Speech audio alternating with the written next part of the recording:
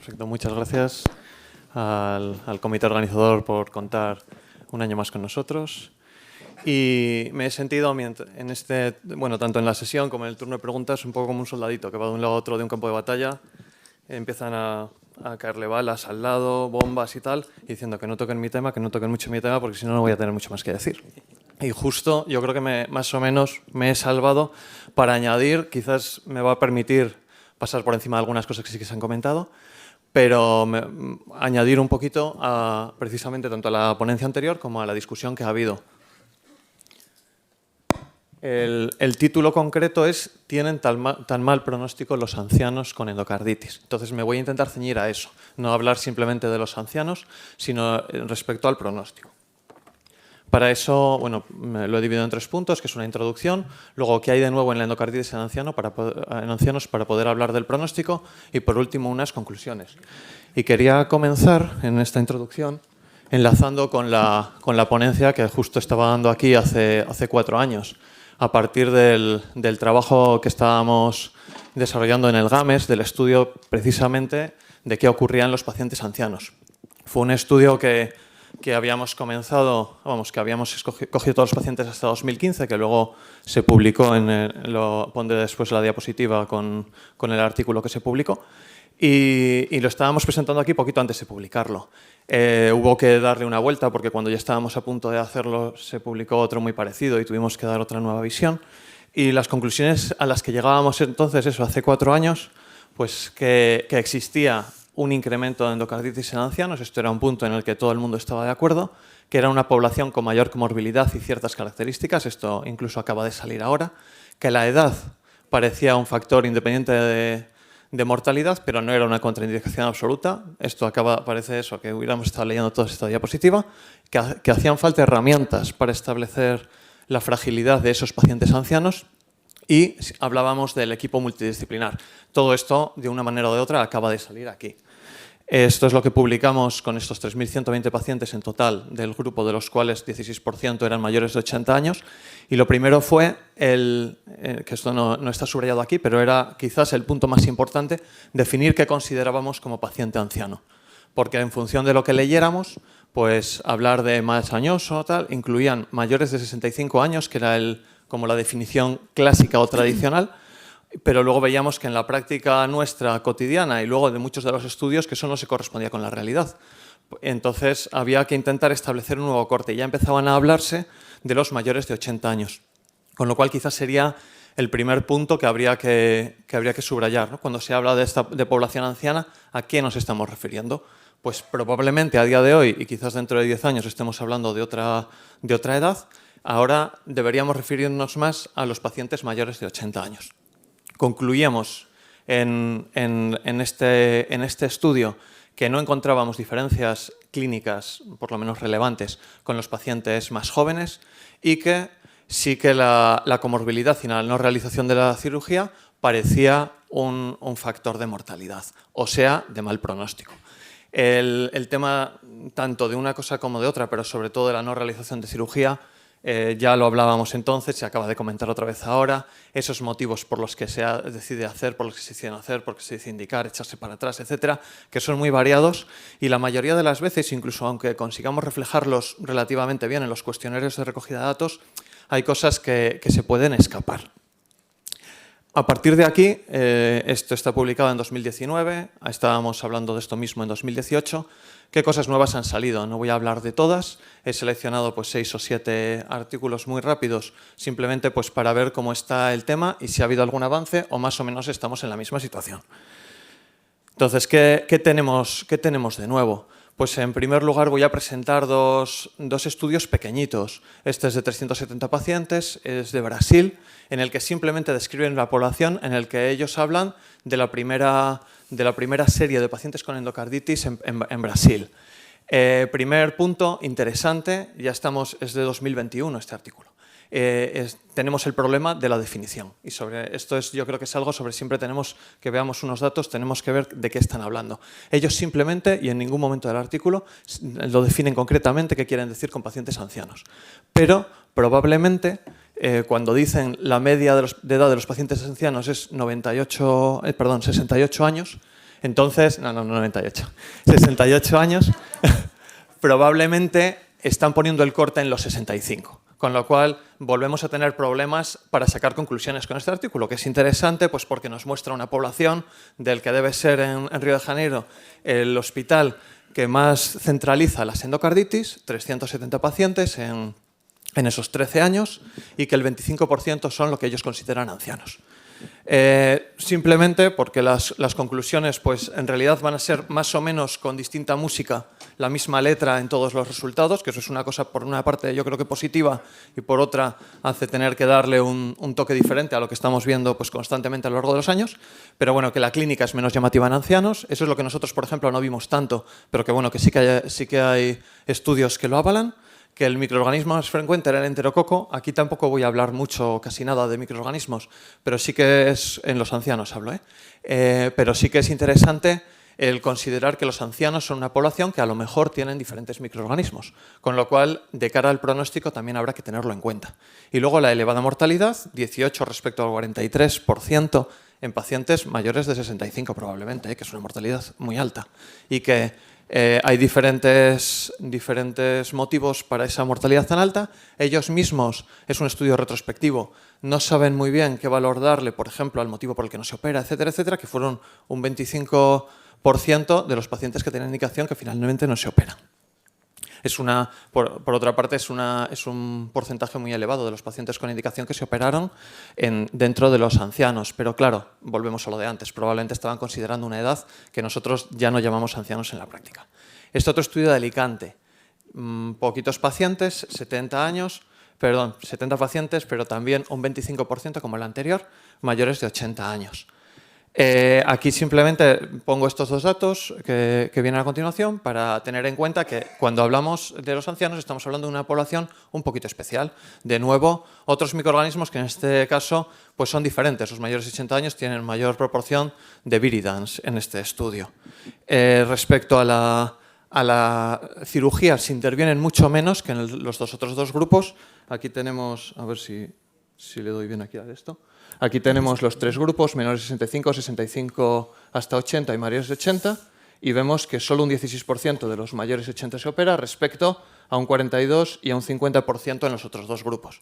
Sin embargo, la mortalidad no es estadísticamente significativa las diferencias, a pesar de que si vemos los porcentajes, pues la mortalidad intrahospitalaria de 5%, es curioso esto, de 5% en los más ancianos respecto al 19% en los más jóvenes, y en cambio se da la vuelta a los 3 meses, 27% en los más ancianos respecto a 15% en los más jóvenes. ¿Qué pasa? Que como son resultados, es un número muy bajo, un tamaño muestral muy bajo, tampoco se pueden establecer realmente conclusiones significativas. Tenemos unos datos, que pueden ser más o menos interesantes, que nos ayudan a investigar más, pero hasta aquí de momento podemos llegar con esto. Y enseguida nos metemos en otros estudios que indirectamente nos van a ir llevando, y por eso tenía yo bastante miedo, al tema de la cirugía. Cirugía sí, cirugía no, en pacientes con indicación y ancianos. Este me resultaba interesante, luego al final pensaba que iba a ser una muestra grandísima, es un estudio hecho en China, decía, bueno, pues habrá muchísimos. Pues en 10 años, 400 pacientes con endocarditis, que bien, pero bueno, que tampoco son tantos, ¿no? Entonces, de estos pacientes, 14% mayores de 65 años. Volvemos a tener ese corte que es el que ellos usan. Y luego, si uno ve esta gráfica, esta es la mortalidad en función de que los pacientes no se operen o se operen. Ojo con este rótulo, porque puede llevar a la confusión. La leyenda está invertida, entonces parece que los que se operan fallecen más, pero no es así, ¿vale? Entonces, está claro que los que se operan, vamos, aquí lo que muestran es que los pacientes con indicación que se operan fallecen menos. Nada que no hayamos estado comentando aquí, con todos sus matices.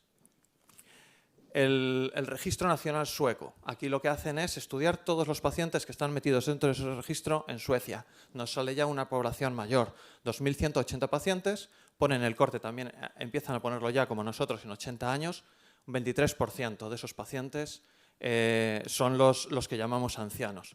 Bien, ¿qué ocurre aquí? No voy a aburrir con datos porque más o menos lo que estamos diciendo es lo mismo y con unos porcentajes además muy llamativos. Menos cirugías y más mortalidad conforme avanza la edad. Y aquí Este artículo, por cierto, se ha comentado ya antes, es que tampoco voy a incidir mucho más sobre ello. En concreto, esto se ha puesto en los pacientes de más de 75 años. Los pacientes que se operan sobreviven más que los que no se operan. Estábamos hablando, hay otros que son quizás menos radicales, otras curvas de mortalidad, pero cuando hablábamos antes de qué pasa con los que no se operan y no fallecen, fijaos que siempre queda aquí un remanente, o sea, nunca esto cae hasta que no quede ningún superviviente. Eso sí, se puede ver al revés todas esas tablas y tenerlas en cuenta también. Bueno, este estudio en Japón, que está así, en Japón 20.600 pacientes, toda la base que tenían, que recogen los datos de todos los pacientes, la hacen en 8 años solamente, el corte lo tienen en 80 años de ancianos, que les sale también un 25%. El 25%, que no he insistido sobre ello, es un porcentaje bastante alto para ser mayores de 80 años en pacientes con endocarditis.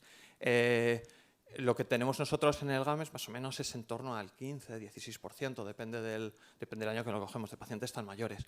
Lo hemos revisado así simplemente por encima, hemos dicho a ver si ha cambiado alguna cosa en los 3 últimos años, aunque todavía no hemos hecho nada con esos datos, en Valdecilla, desde que empezó la pandemia, 2019 hasta ahora, y más o menos se mantiene, los nuestros por lo menos, en mayores de 80 años, pues un 15%. O sea, que un 25% es mucho, es una población muy añosa. Y ellos han visto, en concreto, este dato. Probablemente nosotros llegaremos a esta situación porque sí que es verdad que la población general va envejeciendo, con lo cual también van a envejecer nuestros pacientes con endocarditis. Esto es 2010, 2018, las barras en rojo, que son las de arriba, que son los mayores de 80 años, cómo va aumentando. Quizás no se nota mucho en la gráfica, pero aquí es un 19% y aquí tenemos casi un 30%. La de 65-80 casi no se modifica y, en cambio, los pacientes más jóvenes pues, van disminuyendo. Aquí tampoco esto tiene mucho sentido entrar sobre ello porque es más de lo mismo, menos cirugía, más mortalidad en estos pacientes, pero estos añaden un propensity score para valorar si efectivamente hay una correlación entre esa no cirugía y la mortalidad. Y encuentran que, los encuentran en todos, pero vamos, en lo que nos interesa, en los pacientes muy ancianos, sí que se encuentra. Tampoco es una cosa nueva, esto ya se ha estudiado, nosotros mismos lo vimos en nuestro trabajo, pero bueno, siempre es bueno recalcarlo, que una vez que cuando tienes un paciente anciano, aunque sea mayor de 80 años, si lo operas y está indicado, que la mortalidad es menor, no quiere decir cero, ni quiere decir de 100% en los que no se operan, pero que es menor y que eso hay que tenerlo en cuenta. Llegamos al euroendo, que quizás es el que esperaba que no se comentara antes, porque si no ya me hubiera quedado casi sin poder decir nada, porque tiene un gráfico, tiene en realidad, una tabla y un gráfico que son muy interesantes. Aquí tenemos estos resultados en las que vemos cuáles son los factores que influyen en la mortalidad, o sea, en el mal pronóstico de los pacientes con endocarditis. Empezando por abajo, tener más de 80 años no se considera por sí mismo en este estudio un factor de riesgo de mortalidad. El que más se considera es la no realización de cirugía en los pacientes indicados. Y un poquito después, algo de lo que se ha hablado ahora repetidamente, solamente en una ponencia ya hemos hablado muchas veces de ello, que es la insuficiencia cardíaca en estos pacientes. Aquí tenemos, algunos no llegan, pero casi todos sí, diversas comorbilidades. Las comorbilidades, que es algo que todos decimos y todos asumimos, yo creo que es un tema que tenemos que tener quizás más en cuenta. Lo vamos a ver en el último estudio, que es precisamente, no hablaré casi nada de ello, porque es el del doctor Martín Sellés, que lo ha comentado él ampliamente, pero sí que haré una reflexión sobre la que quizás no insistimos lo suficiente. Pero antes, con el euroendo, este gráfico que me parece que es especialmente interesante. Esta es una curva de supervivencia y es difícil de leer, son seis líneas muy juntas, así todo un poco abigarrado, pero si vamos con calma es muy interesante. Vamos a empezar por la de abajo, los que menos supervivencia tienen. Son los ancianos mayores de 80 años con indicación que no se operan. Vale, aquí tenemos claro, de toda la población, mayores de 80 años, indicación, no se operan, son los que peor van. ¿Quiénes son los que mejor van? Los menores de 80 años que no tenían indicación quirúrgica, por el motivo que fuera. Y entre estos dos están el resto. Los mayores de 80 años que no tienen indicación quirúrgica, pues un poquito menos que los menores de 80 años, también tienen su mortalidad. los menores de 80 años que no se realiza la cirugía estando indicada, pues también la mortalidad es mayor. Pero lo más importante de todo es que entre los mayores y los menores de 80 años con indicación quirúrgica que sí que se realiza la cirugía, queda prácticamente una curva igualada. Ese es algo que ya digo, luego se puede entrar a los detalles de por qué motivos fallecen más, fallecen menos, que simplemente por la propia endocarditis así. A lo mejor precisamente los motivos de la no indicación quirúrgica estaban relacionados con la mortalidad, lo que fuera. Pero bueno, esto es una manera muy gráfica de defender por lo menos que simplemente por el hecho de ser un paciente anciano no debería contraindicar la cirugía. Y el estudio del doctor Martínez Sellez, pues efectivamente incide sobre ello. La mayor comorbilidad y la no realización de cirugía en los pacientes que estaba indicada implica una mayor mortalidad. Y aquí he querido seleccionar, pues, una vez más, otra curva de supervivencia que ya ha puesto él. Se centraron sobre todo, una de las cosas en las que insistieron mucho, fue en la comorbilidad para decidir. Esto es solamente ya, que no lo he comentado, solamente hablando ya de los pacientes mayores de 80 años. Son todos esos pacientes dentro de la corte GAMES de 5 años más de lo que teníamos nosotros. Entonces, vemos aquí, pues efectivamente, que los pacientes con menos comorbilidad tienen mayor supervivencia. Eso, por una parte, puede ayudar a decidir o a animar o quizás en estos pacientes donde tenemos dudas con indicación de si operar o no, pero yo quería subrayar una cosa en la que a lo mejor no insistimos lo suficiente y que dentro del mal pronóstico la indicación estará ahí, se podrá registrar en una tabla o en otra, con un score o en otro. Las decisiones tendrán que ser multidisciplinares, pero a lo mejor a las comorbilidades que las estamos dando por hechas en los pacientes ancianos, lo que deberíamos planteárnoslas es no llegar a esas comorbilidades. O sea, estamos ya acostumbradísimos a hablar de factores de riesgo cardiovascular. Asumimos que la hipertensión, la diabetes, dislipemia, etcétera, si se controlan, pues no va a haber o va a disminuir el riesgo vascular. A lo mejor deberíamos dar una vuelta a si esas comorbilidades o futuras comorbilidades que a lo mejor un paciente con 50 años no tiene, si compensaría insistir en el control de esos hábitos de vida, yo qué sé, un control más temprano de la diabetes, etcétera, porque en realidad a futuro estamos previniendo, no quizás la endocarditis como en los factores de riesgo, pero caso de que la desarrollen, que su mortalidad va a ser menor. Entonces esto es quizás un giro. Hombre, no vamos a dedicarnos ahora a prevenir, quizás por lo menos en la SEICAF, a lanzar campañas contra la hipertensión o de control o de hábitos de vida saludable, pero sí que es algo que a lo mejor en nuestros pacientes deberíamos reflejarlo también, porque les hablamos a lo mejor pues mucho de que van a padecer o no infartos, de miocardio, ictus, pero este es un tema muy interesante, sobre el que también interesa. O sea, cualquier cosa que le pase a un paciente que tiene más comorbilidad va a suponer una mayor mortalidad. Y esto a lo mejor se puede prevenir si años antes se hubiera tenido en cuenta, por ejemplo, desde primaria, que es algo de lo que se está hablando ahora, ¿no? La importancia de primaria, pues también en este campo, ¿no? Entonces, ¿qué conclusiones llegábamos nosotros ahora? Vamos, desde estos últimos 5 años hasta ahora, ¿qué ha habido de nuevo? Pues veis que propiamente eran cosas que se intuían y que se mantiene esa percepción. Y tampoco ha habido grandes novedades. Pero bueno, aquí tenemos, primero, que los mayores de 80 años están en aumento, siguen en aumento, esto prácticamente ponía lo mismo la otra vez y sigue en aumento esta población, y con características peculiares, que ahora estamos hablando de 2, pero que a lo mejor dentro de 5 años tenemos microorganismos totalmente diferentes que hace que, por ejemplo, las pautas empíricas tengan que ser distintas en estos pacientes.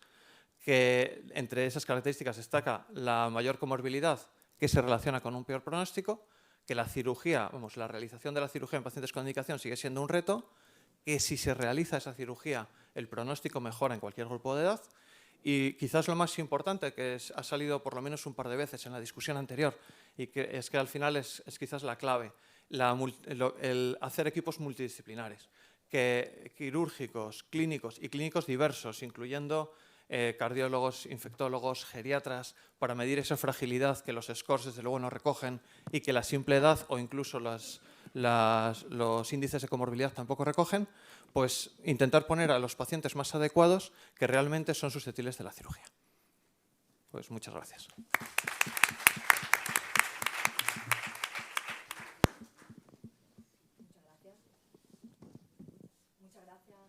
Muchas gracias, Carlos, y enhorabuena por la exhaustiva revisión. Abrimos turno de debate y mientras pide algún asistente la palabra, Me gustaría insistir en que la insuficiencia cardíaca es algo demasiado amplio como para poner simplemente un sí o un no. Y luego hacer una primera pregunta. ¿Cómo valoráis la fragilidad de esta población? Lo han mencionado en varias ocasiones, pero ¿cómo hacéis la valoración y cuál piensas que es la mejor forma de hacerlo en vuestro centro? Pues probablemente la mejor forma de hacerlo sería, o sea, lo que se hace ahora prácticamente de una manera directa o inconsciente, a lo mejor no se realiza el Charlson en todos los pacientes pasándoles el score, pero es más o menos lo que se hace, ¿no? Ver el grado de comorbilidades que tienen.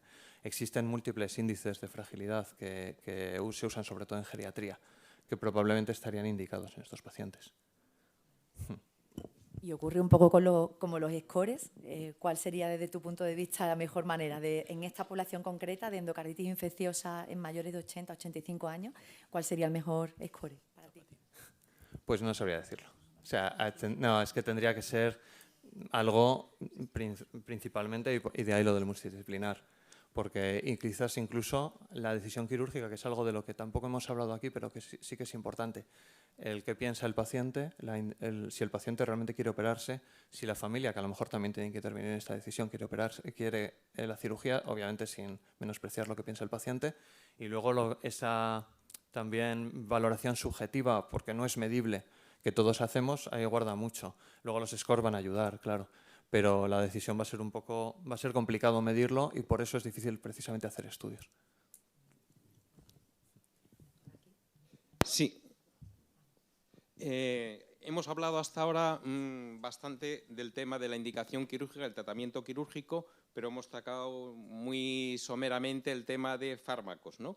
Tradicionalmente se piensa que los ancianos tienen más susceptibilidad a desarrollar efectos adversos de la medicación, en parte por ser polimedicados, en parte por patologías de base. ¿Tienes algún dato al respecto y piensas que eso nos condiciona la edad a la hora de elegir un antimicrobiano u otro, con diferencia, aparte de lo que has dicho de empírico, ¿no? Pensando en heterococo, etcétera? ¿De acuerdo? Pues teóricamente, vamos, sí que es verdad que a veces se seleccionan, muchas veces, aunque los pacientes en ese momento no presenten, pues, por ejemplo, insuficiencia renal u otros factores que hagan escoger un antibiótico u otro, sí que es verdad que quizás escogemos los que puedan producirles menos problemas, aunque teóricamente no sean los de primera línea. Pero es que tenemos la suerte de que desde hace unos años para acá los antibióticos de los que disponemos, salvo que sean pacientes alérgicos y ya nos estemos moviendo quizás en terrenos pues, más limitados, son en general muy poco tóxicos, con lo cual prácticamente en ese sentido no habría diferencia en unos pacientes u otros en darles diversos tratamientos. Vamos, no se me ocurre que eso vaya a ser en sí mismo un problema. Felicidades, Carlos, por tu presentación. Ha estado muy bien. Me ha gustado mucho la presentación, el análisis que has hecho del Euroendo, que creo que es el estudio más importante que en este campo se ha analizado. Y el hecho de que hayas también destacado que probablemente en la gente mayor de 80 años hay que individualizar y ver qué reserva funcional tienen. Esto es súper importante, ¿no? Entonces, mi pregunta es doble, ¿no? Por un lado, la importancia en esta gente mayor que analizas mortalidad al año o a 3 años, de saber si la mortalidad es dependiente o no de la endocarditis y no por la historia natural, porque no es lo mismo tener 85 que 75. Y luego del hecho que en ese análisis de propensión que hace el Euroscore, es obvio que la gente mayor se opera menos teniendo más indicaciones, pero de los operados, y eso lo has destacado y quiero también destacarlo a la audiencia, de los operados, la mortalidad hospitalaria del año es exactamente la misma. Por tanto, si la indicación está bien hecha, probablemente la supervivencia de ese individuo, aunque tenga más de 80 años, será idéntica a la gente que tiene menor edad, ¿no? Y por tanto, la pregunta es cómo mirar esta reserva funcional, que debe hacerse caso a caso, y la segunda, ¿qué opinas de este subestudio del Euroscore? Pues, bueno, en realidad las dos cosas están... O sea, las limitaciones que tenemos son las de las que hemos estado hablando todo el rato. Básicamente, el problema es que los que no se operan en realidad no sabemos si el motivo de no operarse es, por ejemplo, que tuviera una enfermedad ya, pongamos, terminal, ¿no? que desaconsejara, vamos, que en ningún caso se hubiera planteado la intervención, con lo cual sí que engrosa la mortalidad. Y que entre los que se operan, pues como no reúnen esas características, pues sí que se pudieran parecer más al grupo de los pacientes pues menores de 80 años. Y respecto a la medición de esa reserva, pues también creo que en el momento actual estudios no hay así finos sobre ello, y todo el mundo lo que orienta es hacia las scores, llamémoslo, de fragilidad, que son lo que más se puede parecer para los pacientes ancianos, o sea, lo que mejor nos puede situar su estado real respecto a su situación diaria. Escucha, todas las personas mayores de 80 años, todas tendrán quizá una diabetes tipo 2 bien controlada, un poco de hipertensión medicada, algo de dislipemia, ¿me entiendes? Es decir, las comorbilidades van aparejadas al envejecimiento, ¿no? Entonces, más que la comorbilidad es la reserva funcional lo que debe marcar a la hora de indicar o no a la cirugía en esos individuos. Sí. Quería puntualizar un par de cosas referente a la mayoría de estudios que has presentado. Me ha encantado la charla, por cierto. Gracias. Y es probablemente los resultados que vemos en cuanto a mortalidad, outcomes de estas cirugías, son en realidad mucho peores de los que se reflejan en estos estudios, porque el denominador real de pacientes con endocarditis, y probablemente los mayores, no acaba llegando a los centros que publican estos trabajos. Y estos, ¿no? Todos los que sois de centros sin cirugía cardíaca, que hacéis un trabajo excelente manejando estos pacientes, que muchos de ellos, pues, ¿no? por razones obvias, fallecerán, no acaban saliendo en las gráficas de supervivencia. Y esto me llega a la segunda pregunta, que quizá tenemos que, ¿no?, pasar de la métrica de la mortalidad o de la supervivencia en esta población de abuelos, y fijarnos y analizar cuál es la calidad de vida residual después de una cirugía o de un tratamiento médico, para entender mejor si lo que estamos haciendo es lo correcto. Y ahí se abre un campo interesantísimo de estudio, ¿no?, de resultados de calidad de vida después de una endocarditis operada, no operada, lo que sea, en esta población y en los de otras edades, claramente también. ¿No? No sé qué piensas de esto. Sí, vamos, totalmente de acuerdo. Que es algo, o sea, a un punto de partida necesario es la mortalidad, pero cuando muchas veces se decide la no cirugía, y como a veces pasa, ¿no?, cuando se comenta con tranquilidad y sin estrés, con intensivos, si un paciente es no candidato a si es intensivable o no, y se analizan los motivos por los que no es intensivable, que a veces es mucho más, obviamente, que un problema de sí o no. Es todo lo que conlleva, el paciente puede sobrevivir, efectivamente, pero en una situación que igual el propio paciente, cuando se le propone y se le dice que ese va a ser el resultado, dice, pues mira, si salgo, salgo, y si no salgo, no salgo, pero sin meterme en estos problemas. Sí, porque no hay que obviar el impacto de la futilidad en estos pacientes masiva, o sea, a nivel individual, para el propio paciente, la familia, el sistema, los profesionales que están ahí horas y horas. Es una cosa que a veces olvidamos, y yo creo que es, ¿no?, tremendamente importante. Bueno, por contar un poco experiencia con mayores de 80 años, yo creo que hay un punto muy importante, y es que todos tenemos la sensación de enfermos que no se han operado y que tenemos la idea de que podían haber salido adelante. Y luego, yo creo que más importante, sorpresas, enfermos con 85 años que en el posoperatorio van muy bien, te sorprenden por lo bien que han ido, y al revés. Yo creo que podría ayudar, y es una pregunta que lanzo, si hoy día mantener vivo a un enfermo en una UCI, pues asistencias, ECMO, etcétera, o sea, los recursos que hay para mantener con vida a alguien son enormes, ¿no? Y prácticamente pues se puede conseguir supervivencias o digamos, estancias desafortunadamente largas en los servicios de intensivos. Entonces, la cuestión que se puede plantear es decir, yo creo que estos enfermos, muchos de ellos, se merecen una oportunidad. Y esa oportunidad podría ir aparejado de un compromiso X de recursos X durante un tiempo determinado, y aunque eso no es fácil, de cara a la familia, no es fácil plantear, pues con este paciente vamos a llegar a este tiempo y vamos a llegar, es una cosa un poco más interna dentro del propio servicio. Es decir, demos la oportunidad de, si es un enfermo mayor de 80 años, pero que va a ir muy bien, y luego, si es el enfermo que se eterniza, que no se le puede quitar el tubo, etcétera, pues intentar, entre comillas, hacer un tratamiento más corto, y por lo menos quedarnos con la sensación de que se le ha dado esa oportunidad. porque lo que temen muchos compañeros de intensivos es el enfermo que no se le puede quitar el tubo, que permanece tiempo y tiempo y tiempo, y esa experiencia negativa puede influir para que a otros enfermos no se le dé la oportunidad de la cirugía. No sé qué piensas al respecto. Pues probablemente eso habría que hacerlo, de hecho, con todos los tratamientos que ofrecemos a los pacientes. Y sería lo estupendo, muchas veces uno se mete, da por hecho que las cosas van a ir bien, ni siquiera se lo plantea y luego no van tan bien. Pues el plantearle al paciente y a la familia, que muchas veces el paciente, cuando ya la cosa no está yendo bien, ni siquiera se da cuenta de lo que pasa, pues que a lo mejor las cosas no van bien y en qué momento, si esas cosas siguen sin ir bien, pues pararemos.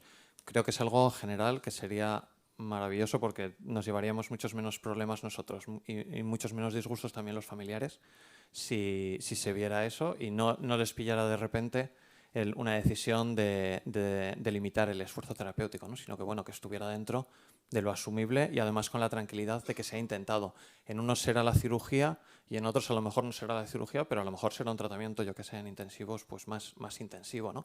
Y en otros simplemente un tratamiento en planta pues con antibioterapia pues agresiva. Eso también habrá que individualizarlo, pero vamos, sería imprescindible quizás hacerlo con todos los pacientes, sí. Sí, yo al hilo de lo que acabo de preguntar, me viene fenomenal tu pregunta porque yo lo que quería plantear es que hay veces que la foto del paciente en el preoperatorio no es la misma que la foto del paciente recién intubado. Es decir, una persona de 85 años con sus gafitas puestas y recién aseada parece otra que cuando luego está en la UBI con el tubo. Entonces, en ese sentido, hemos hablado poco quizás y yo creo que es muy importante que le vea el anestesista o el intensivista antes de. Es decir, si tenemos dudas sobre si un paciente va a ser, porque a veces nos ocurre que operamos un paciente y hace un fallo renal y entonces, claro, el nefrólogo dice, pero hombre, ¿cómo le voy a poner un pirulo a este paciente con 85 años? Y tú no tienes en la cabeza la misma foto que él ve, porque tú le has visto paseando por la planta. Y entonces, los que solo le ven en el post, los pacientes dudosos, creo que también les deberían ver antes. Y creo que anestesistas, intensivistas, nefrólogos que pueden estar implicados en el cuidado del paciente a posteriori, creo que sería interesante que también les vieran antes, porque así de alguna manera todos vamos a una con los esfuerzos que se van a hacer con esos pacientes. Carlos, ¿algún comentario? No. Yo sí que quería contestarte aquí. Ahí está. Yo creo que esto se resuelve asegurando la continuidad del cuidado de estos pacientes. Y tu propuesta no va en esa dirección, porque un anestesista no va a hacer un seguimiento de este paciente al cabo de 2 meses, 6 meses, 1 año, que es lo que interesa, ver cómo está este paciente al cabo de 1 año, 2 años, 3 años, para entender si lo que has hecho es útil o no. Os puedo explicar, nuestro modelo es nosotros seguimos a los pacientes que hemos visto antes de la operación, en el posoperatorio, al cabo de 3 meses, al cabo de 6 meses, al cabo de 1 año. Y yo creo que este modelo funciona y te da herramientas para valorar y entender mejor los límites de la futilidad, que aún así no los tienes claros y que muchas veces, desafortunadamente, acabas teniendo que tomar decisiones arbitrarias a riesgo de equivocarte, de ofrecer una operación o no. Esta es mi opinión. Yo lo decía más bien en el sentido contrario, es decir, para evitar, después de un esfuerzo quirúrgico de tal, para evitar limitaciones a pacientes que a lo mejor biológicamente son más de lo que puede pensar el que le ve en el posoperatorio. Lo decía más bien en el sentido contrario. Entendido.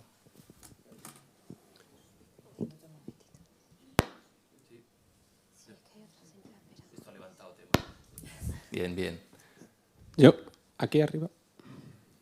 Sí. Sí, yo quería, enhorabuena a Carlos por la presentación, muchas gracias por la revisión. Yo creo que el dato que más marca la mortalidad es la necesidad de cirugía, está claro, pero probablemente el que más marca la supervivencia es la individualización del paciente. Aquel que se opera es porque tiene unas características que el equipo clínico y quirúrgico han visto con capacidad de superar. En este caso, yo simplemente profundizar en lo que se ha dicho de la reserva funcional, probablemente eso sea lo más importante, porque en alguno de los datos que has presentado, la mortalidad intrahospitalaria de los pacientes operados con más de 80 años era el 5 o 6%, pero la mortalidad a 90 días era el 30%. Es decir, tenemos, como decía el doctor Ramos, herramientas para mantenerles con vida en el hospital, pero cuando salen del hospital a veces esos pacientes se vienen abajo porque la reserva funcional es muy escasa. Quizás esa medición de la reserva funcional, como decías, a través de escalas de fragilidad, quizá el concurso de la fragilidad a la hora de preparar al paciente prequirúrgico, que no es hiperagudo, como puede ocurrir en la oncogeriatría o la ortogeriatría, nos puede ayudar a mejorar el pronóstico posterior. Y probablemente aquí el límite de edad sea demasiado arbitrario y pudiéramos bajar. Me ha interesado mucho que has puesto algunos datos, que el 50% del grupo de 65 a 79 años se operaba, pero ahí hay un margen muy amplio, ahí hay unas escalas funcionales completamente diferentes. Y simplemente la división entre 79 y 80 años es un año de edad, pero probablemente entre los 65 y los 79 tenemos pacientes con una reserva funcional muy mala, que una cirugía no lo van a conseguir superar. Entonces yo creo que introducir las escalas de funcionalidad desde los 65 años nos dio una visión mucho mayor de qué paciente posiblemente vaya a superar o no vaya a superar y dónde medir los esfuerzos.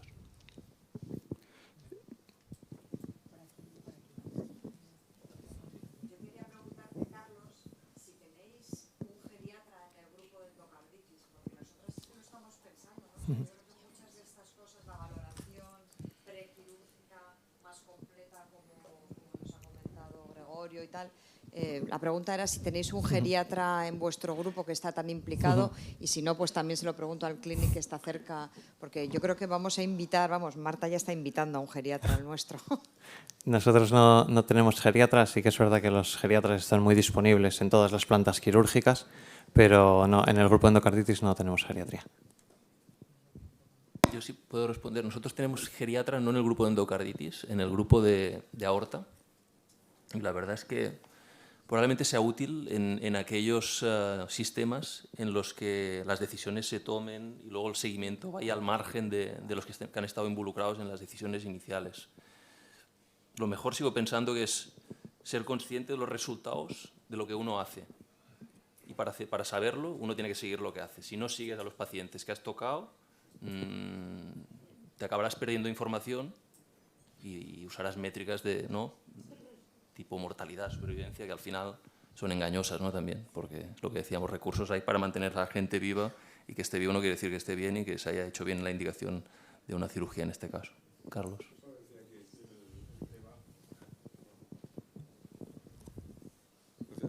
Yo creo que el tema no es quién va a participar en el postoperatorio, participa todo el mundo en el postoperatorio. El problema es definir dos cosas. Uno, que todos los pacientes deberían tener o tienen, que eso no es una práctica habitual en la medicina actual, empezando por España y siguiendo por el resto del mundo, una cosa muy importante que es el médico responsable. Con independencia de que haya un equipo, en este caso de endocarditis, que es mucho más antiguo que el Heart Team, que el Heart Team fue construido por la industria, no por los médicos. Llevamos 40 años de endocarditis team, llámalo como quieras, donde los profesionales toman decisiones conjuntas, pero siempre al final hay un responsable. El responsable es el médico tratante, si se opera es el cirujano y si no se opera es el médico responsable que lleva al paciente. Y eso tiene unas implicaciones éticas muy importantes que hoy en día nadie quiere asumir, porque asumir responsabilidades, la asunción de responsabilidades no es el deporte nacional. Entonces yo creo que esto es muy importante tenerlo en cuenta. Si no, seríamos políticos y en teoría somos médicos. Por tanto, si tú operas a un paciente porque eres cirujano, la responsabilidad te acompañará hasta que se muera el paciente o hasta que te mueras tú, en el hospital y fuera. Y por tanto, yo creo que la individualización, y creo que la charla tuya, en mi opinión, ha sido de altísima calidad porque nos da una idea global del problema en un grupo muy complejo de pacientes que son las personas que envejecen, porque es un proceso normal en la vida. Envejecer a no ser que te mueras antes por otra cosa.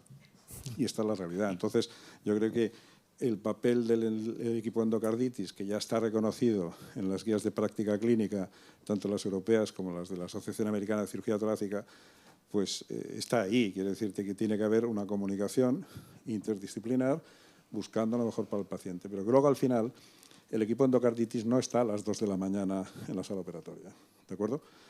Ni va a estar ni tiene por qué estar. Y, por tanto, aquí lo que hay que definir es quién es el responsable último de este señor o de esta señora. Y eso tiene un nombre y unos apellidos. Y, al final, independientemente de que venga un nefrólogo, un amigo nuestro, de lo que sea, a consultar en el postoperatorio que tiene una trombocitopenia tipo 14-20 para partir por 3, pues al final las decisiones las tiene que tomar el que figura como responsable. Entonces yo creo que el problema que tenemos, y creo que tú charlabas en este sentido, es que todavía no tenemos ni unos parámetros claros para indicar la futilidad, que eso es muy importante hoy en día a medida que la población va envejeciendo, y en segundo lugar, que es mucho más complicado definir los aspectos éticos de lo que vamos a hacer con los pacientes, es incluso todavía más complicado. Lo que decía Antonio Ramos es verdad.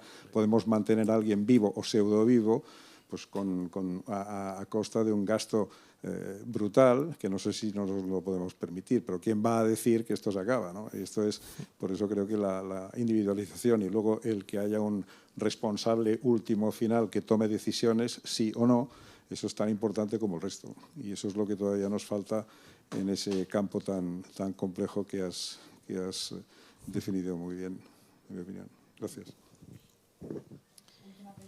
Y yo creo que parte de la individualización de estos pacientes añosos, muy importante es estar con el paciente y con la familia, que no ha salido un poco aquí, porque la decisión única no va a ser del equipo médico. En estas edades, el paciente, las ganas, el entusiasmo o la falta de, o el apoyo familiar o la falta de apoyo familiar implica mucho la evolución y el pronóstico de este paciente.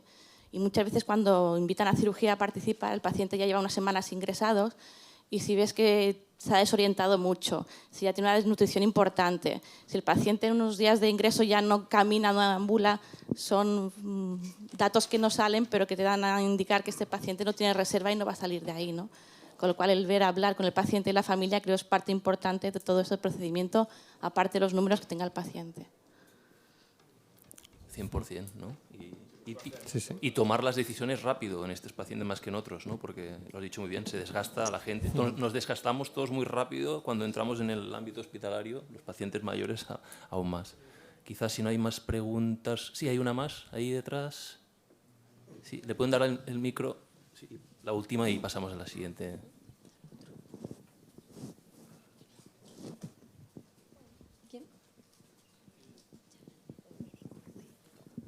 Bueno, yo quería felicitar a Carlos por lo que me toca de cerca, ¿no? Por esta charla que ha comentado. Y quizá deberíamos de abrir un poco más el grupo multidisciplinar para este tipo de pacientes. Y yo lo que propongo es que valoremos incluir a un médico de atención primaria, porque ellos son los que van a seguir a este paciente después de que se vaya del hospital. Y que probablemente ahí está la clave de cuidarlos y que esta mortalidad que supone el 30%, el 50%, eso mejore mucho. Y aquí vamos a tener que conexionar mucho para muchos problemas, pero probablemente en el caso de la endocarditis en ancianos eso sería una buena solución. Solo quería aportar esto y empezar a hacer estudios con los médicos de atención primaria.